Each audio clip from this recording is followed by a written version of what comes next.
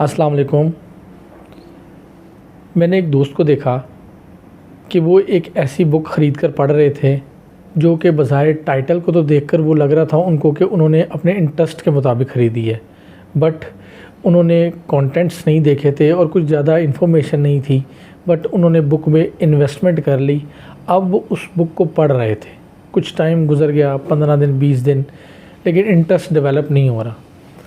तो पूछा गया कि यार जब ये बुक आपके इंटरेस्ट की नहीं है, आप इस पे 15 दिन से मेहनत कर रहे हो, तो आप इसको छोड़ दें और आप इसके पैरेलल जाके दूसरी किताब पर अपना टाइम और पैसे इन्वेस्ट कर दें। तो उन्होंने कहा कि जी मैंने इस बुक के ऊपर ऑलरेडी पैसे इन्वेस्ट किए हुए हैं, अब मैंने पैसे चूँकि इन्वेस्ट किए हुए हैं तो इसको चाहे मुझे समझ आ रही है, इंटरेस्ट डेवलप हो रहा है या नहीं हो रहा, तो मुझे इसको कंप्लीट ज़रूर करना है।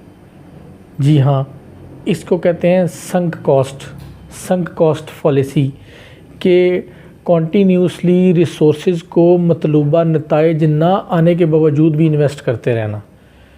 कि दोस्त ने कहा कि मैंने ऑलरेडी पैसे इन्वेस्ट किए हुए हैं, अब वो अपना वो जो मौजूदा वक्त जो कि उसका कीमती है वो उस बुक को सिर्फ इसलिए दे रहा है कि उसने उसके ऊपर इन्वेस्टमेंट की हुई है। हालांकि वो इन्वेस्टमेंट अगर की है तो एक नई इन्वेस्टमेंट करके अपने वक्त को बचा कर नई बुक ख़रीद कर पढ़ा जा सकता है और अपने उस वक्त को प्रोडक्टिव बनाया जा सकता है।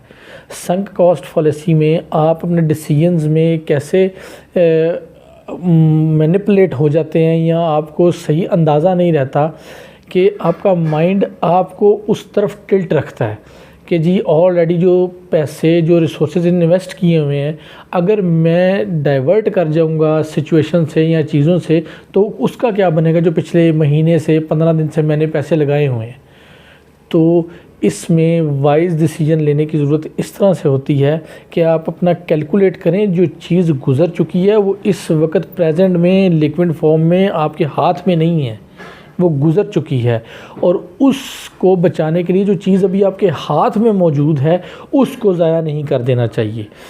इसी तरह से मैं आपको एक और एग्ज़ाम्पल समझाता हूँ कि सोशल एग्ज़ाम्पल एक ये कि मेरे एक दोस्त की गाड़ी चोरी हुई, उसने FIR कटवाई। कुछ दिन गुज़रे तो एक कॉल आई उसके नंबर पे कि जी आपकी गाड़ी हमारे पास है, तो आप हमें 1,20,000 रुपया दें और अपनी गाड़ी ले जाएं। अब गाड़ी 5.5 लाख रुपए की थी। उसने कुछ उनके साथ डील की और वो उनकी जो डील है वो तय पाई कि जी हम 80,000 में या आपको गाड़ी आपकी दे देंगे। बहुत सारे लोगों ने उसको समझाया भी कि यार 80,000 वो है जो अभी आपके पास है, 5.5 लाख की गाड़ी थी वो जा चुकी है। आप क्या करोगे कि अपना ये 80,000 भी गवा दोगे और आपका वो नुकसान भी रिकवर नहीं होगा। वही हुआ। उसने कहा जी मैं चांस लेता हूँ। चांस लिया। जब वो वहाँ गए जिस जगह पे उन्होंने उनको बुलाया था, उन्होंने कहा जी आप अपना 80,000 फ़लाँ जगह पे रख दें और एक दूसरी जगह पर जाएं, वहाँ आपकी गाड़ी खड़ी है। अब देखें, संक कॉस्ट फॉलिसी आपके माइंड को इतना ब्लाइंड और ब्लर कर देती है कि उन्होंने जैसे उन्होंने कहा वैसे ही कर दिया कि 80,000 वहाँ रखा और उन्होंने कहा पीछे मुड़ के नहीं देखना। वो फिर चले गए वहाँ से। उधर गए तो गाड़ी भी नहीं खड़ी थी। वापस आए तो पत्थर के नीचे या जहाँ भी उन्होंने पैसे रखे थे वो पैसे भी वहाँ नहीं पड़े थे। It is sunk cost policy. इसी तरह से कुछ लोग अपने किसी बच्चे को एक ऐसे डिसिप्लिन में उसका एडमिशन करवा देते हैं जो कि वो सोशली तो बहुत इम्प्रेस होते हैं इस चीज़ से। लेट सपोज़ अगर घर में कोई किसी डिसिप्लिन में, अगर फ़र्ज़ करिए एक बंदा डॉक्टर है और वो बहुत अच्छे पैसे कमा रहा है, तो लोग उसको रोल मॉडल बनाकर अपने उस बच्चे को कि जिसकी कैपेसिटी उतनी नहीं है जितनी कि उसकी थी, उसको फोर्स करते हैं कि तुम वही करो जो वो कर रहा है। अब क्या हुआ, बाय हुक और क्रुक उस बच्चे का एडमिशन करवा दिया जाता है। पहले सेमेस्टर में क्योंकि अमूमन कुछ जनरल कोर्सेज़ पढ़ाए जा रहे होते हैं तो उसमें वो अच्छा CGPA स्कोर कर जाता है, लेकिन सेकंड सेमेस्टर में CGPA फॉल करना शुरू कर देता है और उसके जो है वार्निंग्स आना शुरू हो जाती हैं। पेरेंट्स क्या करते हैं जी, हमने 5-7 लाख रुपया ऑलरेडी लगाया हुआ है, 1 लाख मज़ीद लगा देंगे तो बच्चे का सेमेस्टर भी बच जाएगा, वक्त भी बच जाएगा। अब क्या हुआ, 5 लाख बचाने खातिर 1 लाख और फीस जमा करवा दी, वो अगले सेमेस्टर में चला गया। ऑलरेडी पीछे वो एक वार्निंग के साथ चल के आ रहा था, आगे गया तो दूसरी वार्निंग भी आ गई। और यूनिवर्सिटीज़ में अमूमन क्या होता है कि सिर्फ 3 वार्निंग्स होती हैं, 3 वार्निंग्स के बाद वो आपको क्विट करने पे वो मजबूर कर देते हैं कि जी बस अब आप जाएँ यहाँ से। तीसरी वार्निंग भी आ गई, हुआ क्या कि उस 5 लाख को बचाने की खातिर 3 लाख और मज़ीद जो सा गवा दिए और कॉन्टीन्यूसली पूरे सेमेस्टर्स भी गुजर गए। और फिर क्या होता है कि बच्चे 2-2 3-3 साल लगा कर फिर वहीं के वहीं खड़े होते हैं।